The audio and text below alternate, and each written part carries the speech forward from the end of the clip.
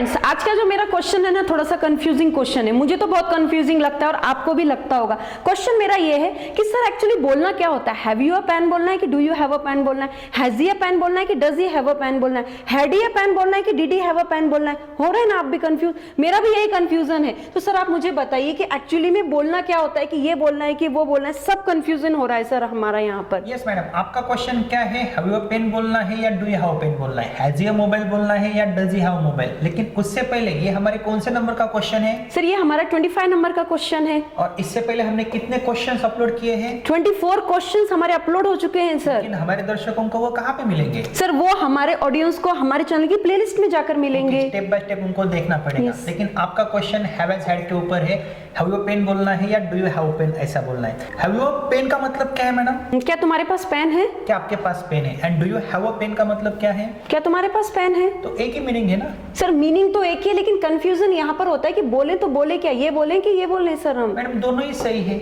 Sir ऐसा कैसे हो सकता है? दोनों ही सही है तो अलग क्यों बनाए गए? प्रूव करके बताइए सर आप। Yes madam, very good question. तो हैव हैज हैड क्या है? क्या आप हमारे दर्शकों को बता सकते हो हैव हैज हैड क्या है? Sir have has had primary helping verbs हैं, आप यहाँ पे दे सकते हैं। टू हैव के टाइप है हैव हैज हैड। लेकिन इनका उपयोग हमने इससे पहले पढ़ा है ना? Yes sir. इनका उपयोग हम हेल्पिंग वर्ब की तरह भी करते हैं और मेन वर्ब की तरह भी कर सकते हैं ना। डुअल सिम की तरह। अगर मैं आपको पूछता हूँ मैडम हैव क्या है, तो आपका आंसर क्या होना चाहिए? मेन वर्ब भी है, हेल्पिंग वर्ब भी है। इट मींस वाक्य में इसका उपयोग हम मेन वर्ब जैसा भी कर सकते हैं और हेल्पिंग वर्ब जैसा भी कर सकते हैं, इसलिए हम उनको प्राइमरी हेल्पिंग वर्ब्स कहते हैं।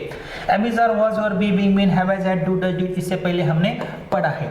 अभी देखो मैडम, आपका जो क्वेश्चन है उसका आंसर देने की मैं कोशिश करता हूँ। अगर मैं ऐसा बोलता हूँ ना हैव अ पेन, तो यहाँ पे हैव क्या है? हेल्पिंग वर्ब है। अगर मैं ऐसा बोलता हूँ ना do you have a pen, तो यहाँ पे डू क्या है? हेल्पिंग वर्ब है। Yes. और हैव क्या है? मेन वर्ब है। इट मींस हैव का उपयोग यहाँ पे हेल्पिंग वर्ब जैसा किया है और यहाँ पे मेन वर्ब जैसा किया है। अगर हमारे दर्शक नहीं भी समझते तो कुछ रूल हम देखते हैं। यहाँ पे देखो, आई हैव अ पेन, ये कौन सा टेंस है मैडम? सिंपल प्रेजेंट टेंस है सर ये। सिंपल प्रेजेंट टेंस है।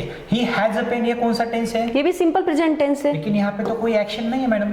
सर एक्शन नहीं, पोजीशन वाला सिंपल प्रेजेंट टेंस है। पोजीशन है, उस लड़के के कब्जे में पेन है। हैव को यस यस इट मींस क्या है? हैज है सर। हैज है। अगर मैं बोलता हूँ आई हैव ईटन, तो इसका मतलब क्या होता है? सर ये पूर्ण वर्तमान काल होगा, वर्ब का मैंने थर्ड फॉर्म खाया है। है, तो वो टेंस अलग है। आई हैव अ पेन का मतलब होता है मेरे पास पेन है, या सिंपल प्रेजेंट टेंस है, हालांकि इसमें एक्शन नहीं मिलती है। तो हैव अगर मैं मेन वर्ब जैसा कंसीडर करता हूँ तो क्या इसका वर्बल क्वेश्चन में बना सकता हूँ?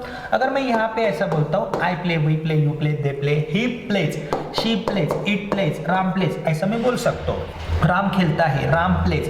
तो हैज का मतलब क्या है? हैव को यस यस, जैसे हमने प्ले को यस यस लगाया है और इससे पहले हमने ये भी पढ़ा है। तो आपका क्वेश्चन जो है ना, उसका आंसर मैं देने की कोशिश करता हूँ। अगर मुझे आई प्ले का वर्बल क्वेश्चन बनाना है, इट मींस क्या से बनने वाला वर्बल क्वेश्चन बनाना है। आई प्ले का वर्बल क्वेश्चन क्या मैं खेलता हूँ, कैसे आप अंग्रेजी में फॉर्म करोगी? Do I play. कैसे किया आपने? सर कुछ नहीं, इस प्ले में से मैंने डू कंसीडर किया। इस प्ले में से आपने डू कंसीडर किया।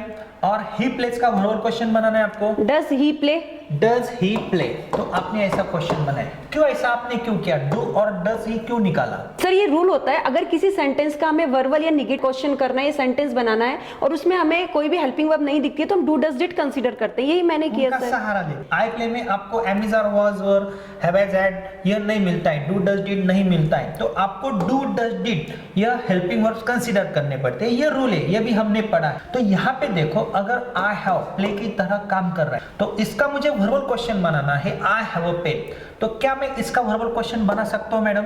Yes sir. कैसे बना सकता हूँ? सर प्ले की तरह से बिल्कुल ऐसा ही होगा। Do I have a pen. तो आपने इस हैव को प्ले जैसा कंसीडर किया। Yes. वहां से आपने किसको कंसीडर किया? डू को।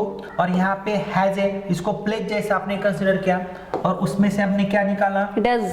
Do I, do we, do you, do they, does he, does she, does it, does Ram, does Shyam.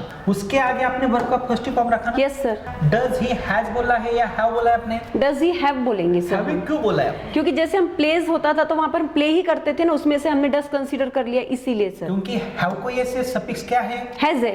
Does यानी कि क्या है? ये सफिक्स Suffix है। डज आया है इसलिए यहाँ पे हैज नहीं आएगा। तो यहाँ पे हैव का रूल क्या है? यहाँ पे हैव मेन वर्ब है। अगर मैं बोलता हूँ आई हैव अ पेन, तो क्या यहाँ पे हैव हेल्पिंग वर्ब है? नो सर, ये मेन वर्ब है। क्यों मेन वर्ब है? क्योंकि सर ये सब्जेक्ट के तुरंत बाद आया है, हाँ, अगर मैं ऐसा बोलता हूँ ना आई हैव ईटन, तो यहाँ पे हैव का रोल क्या होता है? हेल्पिंग वर्ब की तरह होता है। हेल्पिंग वर्ब की तरह होता है, लेकिन मैंने आई हैव ईटन ऐसा नहीं बोला है। I have a pen, subject के बाद वर्ब का फर्स्ट फॉर्म है यस यस सफिक्स से, it means simple present tense का रूल है।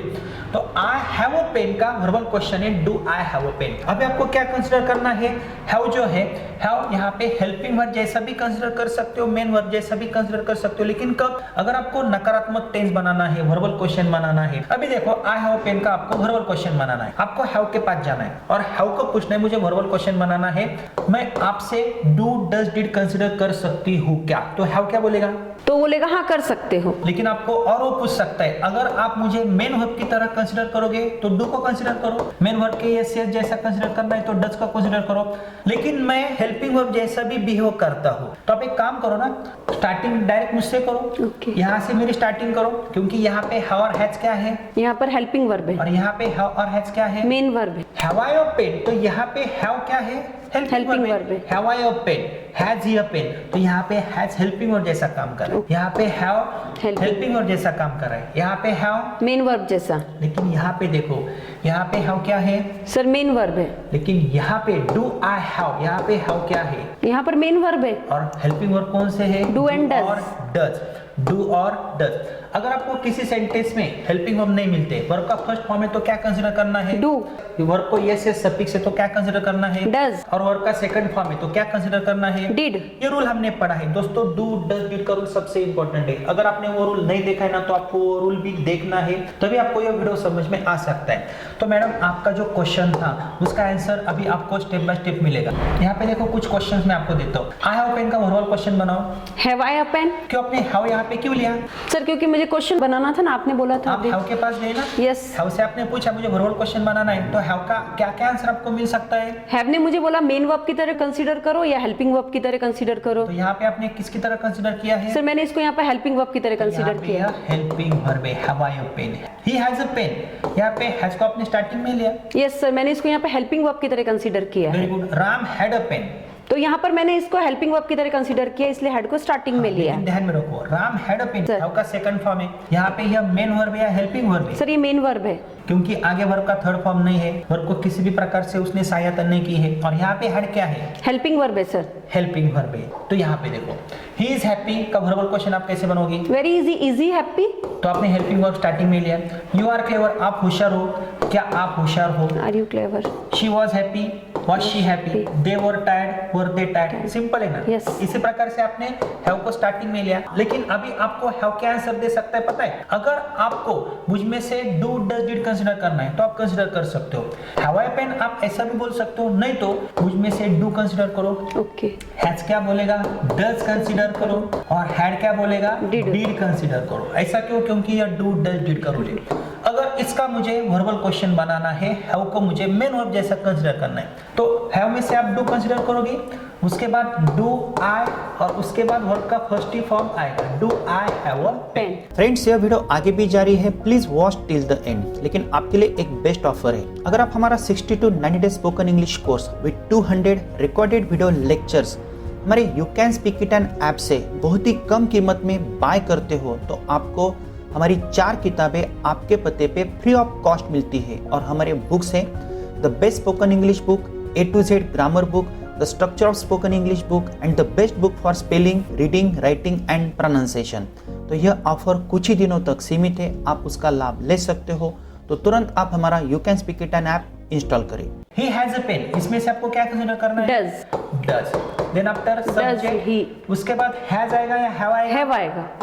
Have ही आएगा। Does he have a pen? Pen। Ram had a pen, had में से आपको क्या कंसीडर करना है? Did. Did। Did Ram. Did Ram Have। और had, have और had आएगा? हैव आएगा। Did Ram have a pen. तो यहाँ पे had क्या है? हेल्पिंग वर्ब है। और यहाँ पे did क्या है? हेल्पिंग वर्ब है। मेन वर्ब कौन सा है? Have। है। यहाँ पे has क्या है? Helping verb. और यहाँ पे does क्या है? Helping verb. यहाँ पे मेन वर्ब कौन सा है? हैव। हैव है। तो सिंपल रूल है। अभी देखो, मैं आपकी टेस्ट लेने से पहले कुछ क्वेश्चंस करता हूँ। आई प्ले क्रिकेट में से अगर मुझे वर्बल क्वेश्चन बनाना है तो मैं कैसे बना सकता हूँ? Do I play cricket? Play में से आपने क्या कंसीडर किया? Do। ही प्लेस क्रिकेट में से आपने क्या कंसीडर किया? डज। वर्बल क्वेश्चन बनाने के लिए। यस। राम प्लेड क्रिकेट, क्या कंसीडर किया आपने? Did. डिड, क्योंकि प्लेड सेकंड फॉर्म इसलिए आपने डिड कंसीडर किया, और यहाँ पे डिड है इसलिए वर्ब का आपने Play. फर्स्ट फॉर्म रखा। लेकिन आई हैव अ पेन में आपको क्या करना है? हैव को मेन वर्ब जैसा कंसीडर करना है। जैसे आपने प्ले को कंसीडर किया तो आपने क्या कंसीडर किया यहाँ पे? Do I have a pen, he has a pen, has के पास गए आप। यस जैसे यहाँ पे प्लेज है, इसी प्रकार यहाँ पे क्या है? Has है। प्लेज में से आपने डज को कंसीडर किया, इसी प्रकार हैज में से आपने किसको Does। कंसीडर किया? डज को। Ram had a pen, yes sir, did consider करेंगे। जैसे यहाँ पे प्लेड था सेकंड फॉर्म है, हैव का पास्ट टेंस क्या है? हैड। Had। तो यहाँ से आप क्या कंसीडर करोगे? Did Ram have a pen. अभी मुझे बताओ इन वाक्यों में वर्बल क्वेश्चन जो है, यहाँ पे हैव क्या है? सर मेन वर्ब है, मेन वर्ब है, और हेल्पिंग वर्ब कौन सा है? Do।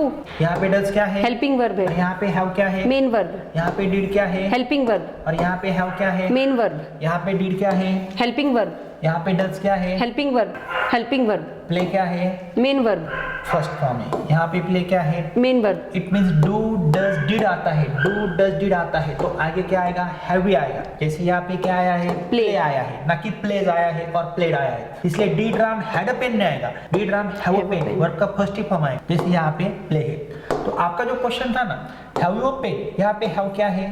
सर यहाँ पर है हेल्पिंग वर्ब है, यहाँ पे डू क्या है? हेल्पिंग वर्ब है, यहाँ पे हैज क्या है? हेल्पिंग वर्ब, यहाँ पे डज क्या है? हेल्पिंग वर्ब, यहाँ पे डिड क्या है? हेल्पिंग वर्ब, यहाँ पे हैव क्या है? Main verb. क्योंकि डिड है इसलिए यहाँ पे यह एक्शन वर्ब है, ठीक है। यहाँ पे डज है इसलिए हम क्या है? मेन वर्ब है। यहाँ पे यह हेल्पिंग वर्ब नहीं है। लेकिन अगर वो स्टार्टिंग में आता है तो हेल्पिंग वर्ब जैसा कंसीडर करो, अगर स्टार्टिंग में डू डज आता है तो हैव को मेन वर्ब जैसा कंसीडर करो।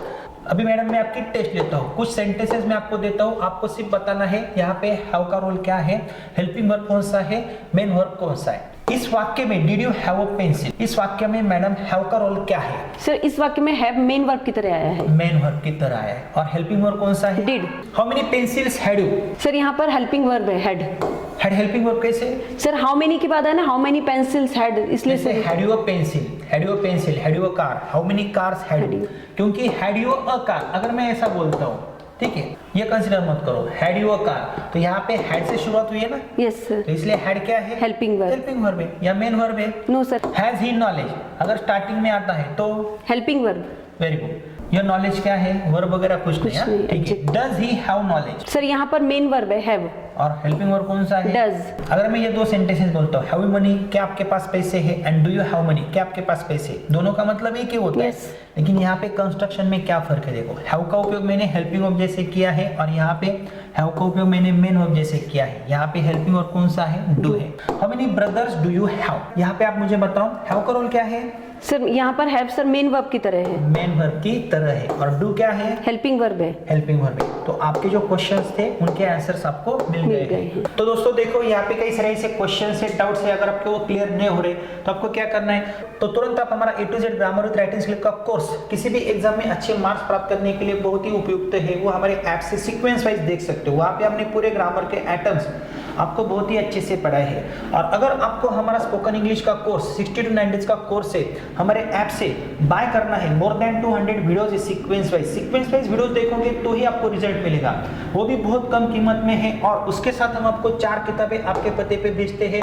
और फ्रेंड्स, यदि आपको इन फ्यूचर ऑनलाइन क्लासेस के माध्यम से हमसे जुड़ना है तो आप हमसे जुड़ सकते हो, लेकिन उसके लिए आपको you can speak 10 app install करना है और स्टेप बाय स्टेप ही आगे जाना है। लेकिन फ्रेंड्स, और एक जरूरी बात, ऐसे मोर देन 1000 क्वेश्चन की सीरीज हम आपके लिए ला रहे हैं।